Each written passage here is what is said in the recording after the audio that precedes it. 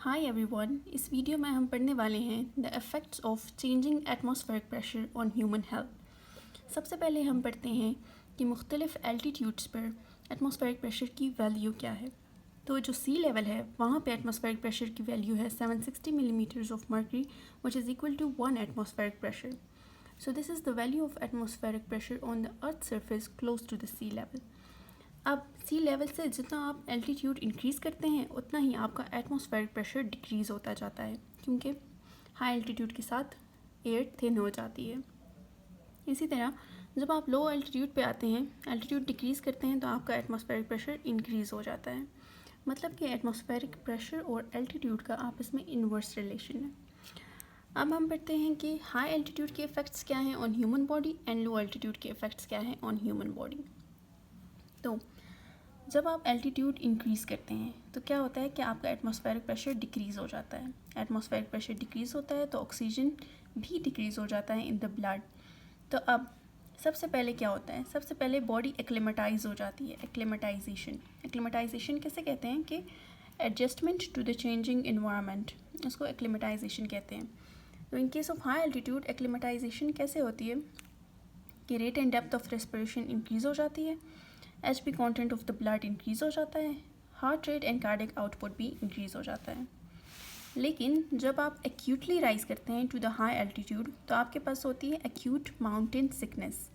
Acute mountain sickness के symptoms क्या हैं? इसमें होती है हेडेक, इसमें होता है headache, insomnia, nausea, vomiting, impaired vision, ringing in the years and bleeding from the nose. ठीक है, उसके बाद क्या होता है कि ऑन द थर्ड डे आपके पास अपीयर होने लगती है हाई एल्टीट्यूड पल्मोनरी एडिमा। इसके सिम्टम्स ये हैं कि कफ होती है, काइनेस्टॉक्स ब्रीदिंग होती है एंड कन्फ्यूजन्स एंड हेलुसिनेशन। तो this was the acute case और ये ऑन द थर्ड डे फिर जब आपके पास ये वाले सिम्टम्स अपीयर होने लगते हैं। अब इन दोनों की, एक्यूट माउंटेन सिकनेस और हाई एल्टीट्यूड पल्मोनरी एडिमा, इन दोनों की ट्रीटमेंट ये है कि bring the patient to the lower altitudes as soon as possible. तो ये थे हाई एल्टीट्यूड के effects on the human body. अब हम पढ़ते हैं लोअर एल्टीट्यूड के effects on the human body. जब आप एल्टीट्यूड को डिक्रीज़ करते हैं तो एटमॉस्फेरिक प्रेशर इंक्रीज़ हो जाता है।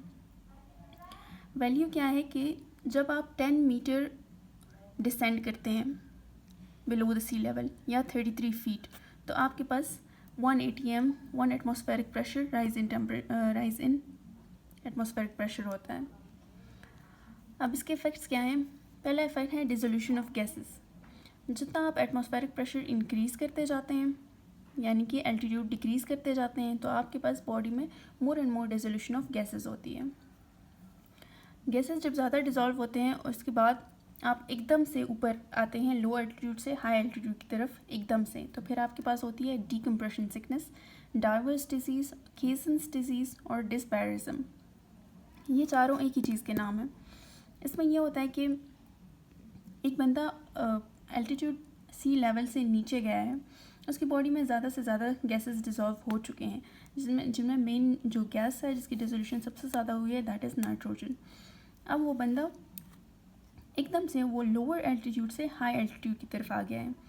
तो अब हाई एल्टीट्यूड की तरफ जैसे आया है तो एटमॉस्फेरिक प्रेशर डिक्रीज़ हो गया है और उसकी बॉडी में जो डिज़ोल्व गैसेस हैं वो उनकी डिसोल्यूशन कम हो गई है, वो एकदम से बबल आउट हो गए हैं। जब बबल आउट हुए हैं तो नाइट्रोजन सबसे ज़्यादा बबल आउट होगा। अब नाइट्रोजन, इसके 3 इफ़ेक्ट्स हैं।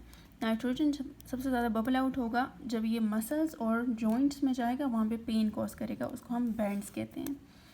ये नाइट्रोजन जब ब्रीथिंग प्रॉब्लम्स कॉज करेगा उसे हम चोक्स कहते हैं, और जब न्यूरोलॉजिकल प्रॉब्लम्स कॉज करेगा उसे हम स्टैगर्स कहते हैं।